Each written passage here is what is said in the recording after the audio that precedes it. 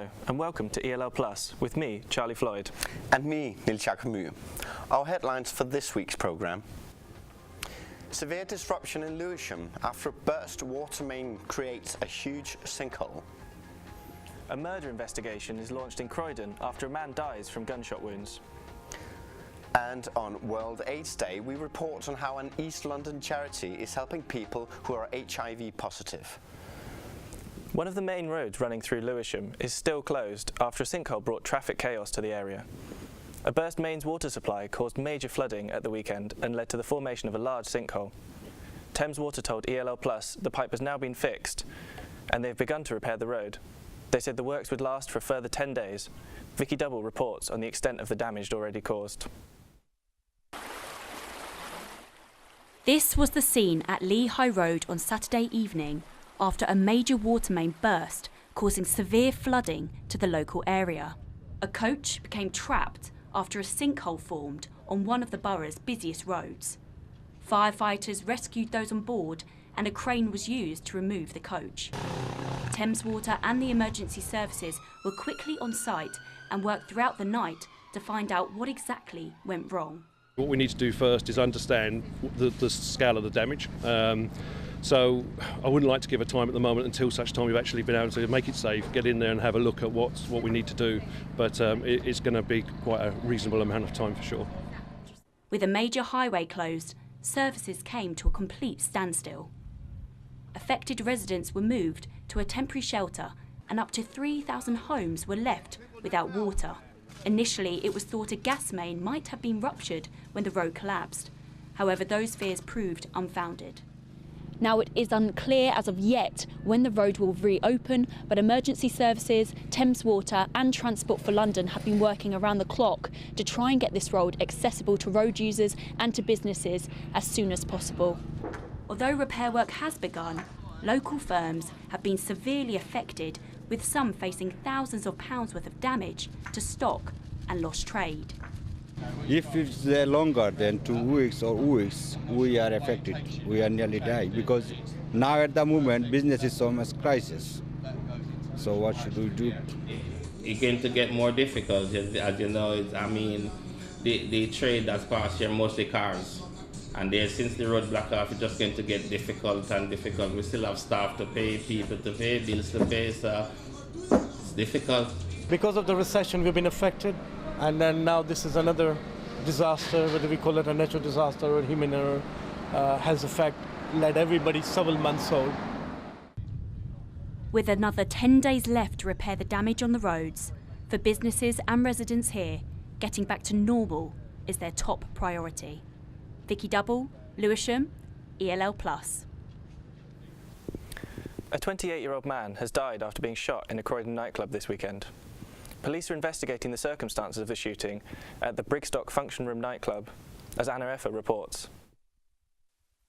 Police have just confirmed the death of a 28-year-old man in Croydon. Members of the Met Homicide and Major Crime Command were on site today, and a criminal investigation is underway.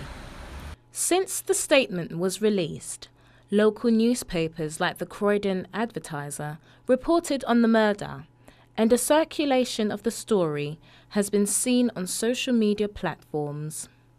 The unidentified victim was involved in a large fight in Functions Room on Brigstock Parade on the 27th of November. Police were called to the scene, but no injuries were identified. A short time later, it was identified that the victim did suffer a gunshot wound and died later on Tuesday, the 29th of November. A post-mortem examination will be held today, and detectives would like to speak with anyone who was at Functions Room or was within the area on Sunday morning.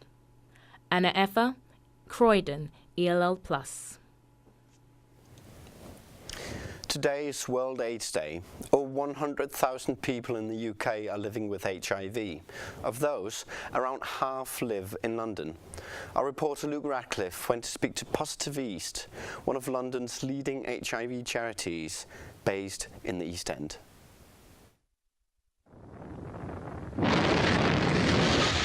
There is now a danger that has become a threat to us all. It is a deadly disease and there is no known cure. The virus can be passed during sexual intercourse with an infected person. Attitudes towards HIV and AIDS have come a long way since World AIDS Day launched 29 years ago. Back then, catching HIV could be a death sentence. Sufferers were treated with fear and suspicion. These days, more is known about the disease, and with adequate treatment, patients can expect to live long and healthy lives. I went to speak with Positive East, an HIV charity who run the most extensive prevention and testing scheme in the capital. I think one of the dangers, at least the danger for me, would be the danger of complacency. Because of medical sciences, HIV is very much a manageable condition, which is absolutely true, and that's fantastic. However, social support, is still something that is still quite needed. South East London has some of the highest rates of HIV prevalence in the capital. Tower Hamlets and Lewisham both have above average rates of the disease. It feels almost as urgent now as it did kind of in the early 90s. So there's a term that's been used by scholars and a few activists as well, which is called HIV second silence, which is something that I feel that we're very much experiencing. So in the 1980s, people didn't speak about HIV and people were dying at ridiculous rates. Then there was this huge uprising of support from the community, and it really mobilized, and it was very much embedded within popular culture. That then has now kind of died away, and you don't really see that sense of kind of community mobilization as you once did. So here at Positive East, we're trying very hard to reignite the discussion and what it really means as far as HIV activism and kind of community support to create a real sense of movement, and to fight, HIV stigma and all the other challenges that come with an HIV diagnosis. For the first time in 20 years, 43 AIDS memorial quilts commemorating those who lost their lives to the disease will go on display in venues across the capital this weekend. A map of the locations can be found online. Luke Radcliff, Tower Hamlets, ELL+. And a little later in the programme, we'll be meeting the executive producer whose documentary sheds new light on the experiences of medical staff treating the first AIDS patients. And now over to Katie Thompson for a roundup of the rest of the day's news. Thanks, Charlie. Lewisham Borough is set to lose one of 3 MPs because of proposals to redraw parliamentary boundaries. Lewisham Council has opposed the Boundary Commission's plans. They say that losing a seat in Parliament will leave the area underrepresented. The public are being given a say in the proposal. A final decision will take place after December 5th. There is likely to be more travel disruption on the Southern Rail network in the run-up to Christmas. Members of the Train Drivers Union, ASLEF, have voted to go on strike in an additional dispute to the one currently being held by the RMT. Both unions have disagreed with Southern Rail over new plans for driver-only operated trains. They have planned 10 non-consecutive days of strike action for December. The East London Socialist Party in Tower Hamlets has met to oppose suggested cuts to services. Tower Hamlets Council has sent out letters to residents proposing a range of cuts. Trade union and socialist coalition leader Hugo Pierre said the proposals will have a big impact locally. The council are planning to cut, which could have quite a big impact on, on our local area, not just for me, but for the residents of the borough as well. So this level of cut, and that's just the plans that we know at the minute, because every year the council is going to have to find more money to cut. So we know that this isn't the end of it, so we've got to draw a line somewhere and say this is enough, we've had enough. After the shopping madness of Black Friday, we've had Giving Tuesday, when people were encouraged to give something back to the community. In Lewisham, volunteers helped redecorate the Somerville Youth Club. They gave their time and skills to spray paint a shipping container for the children's playground. We're going to take a short break now, but coming up on ELL+, we'll be trying the latest in insect delicacies and looking at complaints about Lewisham's recycling record. Stay with us.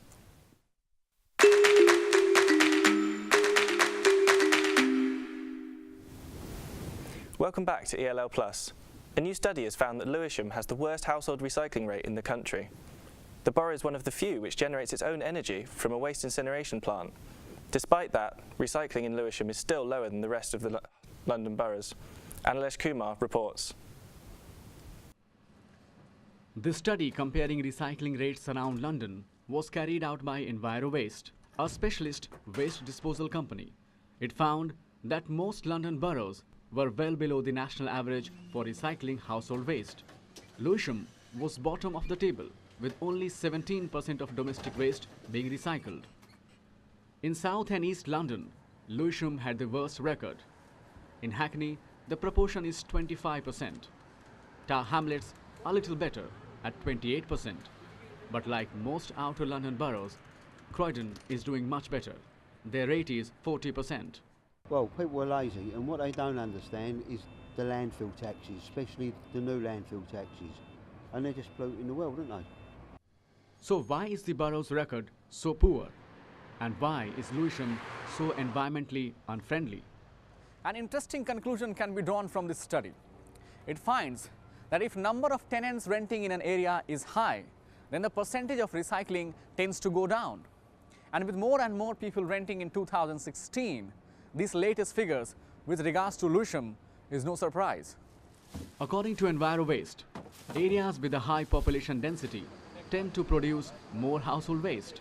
I don't think people recycle because I see a lot of the blue bins still empty, but I recycle everything that I can. Some people are different, you know.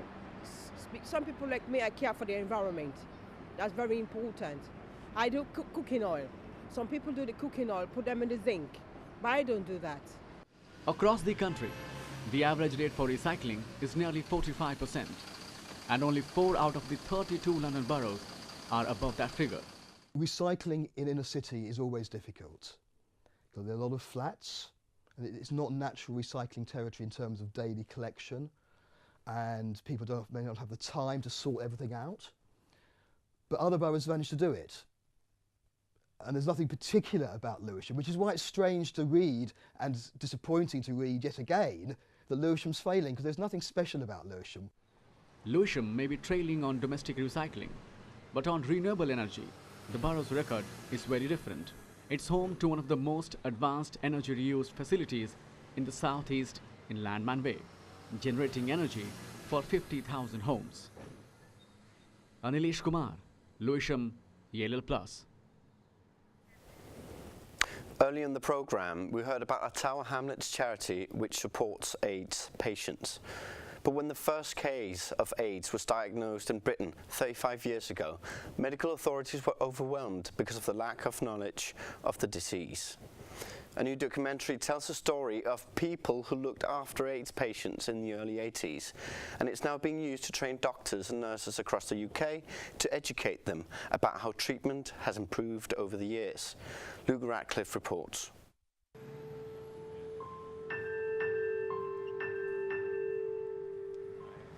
This week, there was a special screening of the documentary made by Iridescent Films at the Curzon Cinema in Soho.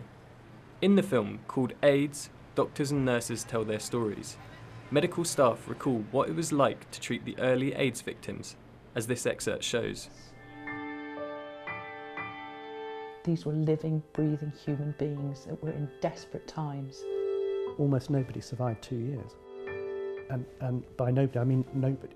I think the reaction of the public when it became known that there was this transmissible disease amongst gay men was revulsion, and that obviously gay men didn't have a particularly great reputation before this, but AIDS really allowed people to show their hatred in many, many ways. But clearly the medical team that looked after lots of AIDS patients, particularly in London, were incredibly devoted and dedicated, and arguably were risking their lives because they didn't know how the disease was transmitted. So they were looking after people that had this terminal illness, and they didn't know whether they would catch it or not.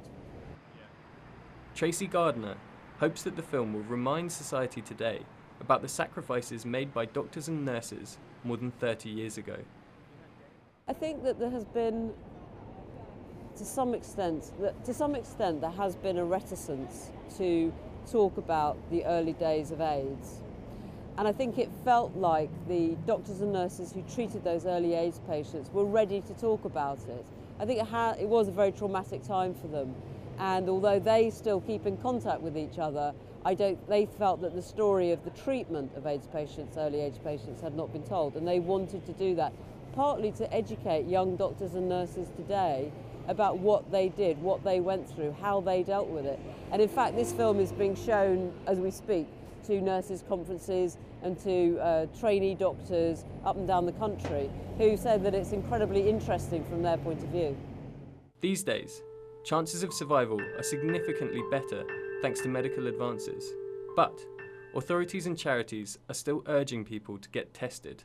Luke Radcliff, Soho, ELL+. The Goldsmiths Confucius Institute has held an exhibition showing photographs of contemporary China. The pictures show all aspects of life in modern China and how people around the world identify with Chinese culture. Jane Chow went to the exhibition. The exhibition attracted professional and amateur photographers. One of the main interests in the exhibition was the story behind the photos. A good photograph with the right information and the right feeling can give you that. And it's very easy to take a pretty picture, but it's not as easy to tell a story in a picture. For me, I don't have to know much, but I look at the picture and I'm informed about the situation. It's also beautifully composed. So this line of chefs behind this table and this one other person there, already it's telling me about something I don't know. So what do the photographers think of the contemporary China? It's just such a diverse country. We went really from Beijing and the Great Wall, just north of Beijing, all the way through to Guilin, and we travelled probably about 5,000 kilometres through road, rail, car, and so on, and river. So the diversity of the country is enormous, and so it was just a fantastic place to be able to take many varied images. The aim of the exhibition was to give people a greater understanding of various aspects of life in modern China. We like to see what's the identification of the Chinese culture around the world. For Confucius Institute, we are like a hub in between two countries and between, let's say, the China and the West. Confucius Institute is hoping in the future to attract more photographers to exhibit their work. Jane Chow, New Cross, ELL+. Can you imagine munching on crickets while watching a movie? Or maybe eating a healthy snack bar made out of bugs? A new range of snacks made from insects has hit the market, and it's aimed at those who want a healthy diet. There is a serious side to this, though. With concerns over global food shortages, people have been looking for alternative food sources. Vicky Tseng reports. Crickets, grasshoppers, mealworms. Chimneys, originally from France, is about to change the diet scene in London. A new generation of farmers and adventure eaters are embracing a new form of pellet. There's actually no risk at all to eat insects, only benefits. A lot of vitamins, a lot of protein, fiber, amino acids. The only risk you have if you eat insects, if you are allergic to crustaceans, because crustaceans and insects are the same family. It all started in 2012 in France with the idea of trying edible insects. As bizarre as it sounds, these delicacies contain a high amount of protein and vitamins. The company says this is a sustainable food source which has a lower impact on the environment. The insects are farmed in the Netherlands. They are frozen dehydrated. Then we bring them to our own facility in Paris. We season them and then we put them in the oven. So it's not fried, we don't add any oil. It's healthy because it's just baked.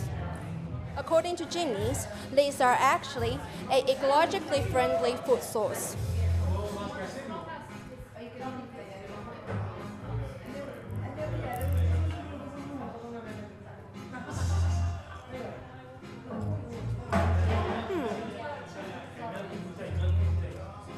Crunchy and crispy. Are we ready to include these insects in our diet plan? good. It's very nice. I was really nervous at first. I was so excited on the ride here, and then the bugs were in front of my face, and I was like, oh no, I chickened out. Once you put it in your mouth and you crunch into it, really tasted good, the flavour's there, the texture's really good, it almost tastes just like a crisp. Considering that insects first appeared 400 million years ago, with this invention, fitness enthusiasts might be the next group to jump on the buggy bandwagon. Vicky Tan, London Bridge, ELL+. That's all from us. Thank you for watching ELL+. Join us again next week for more news from South and East London.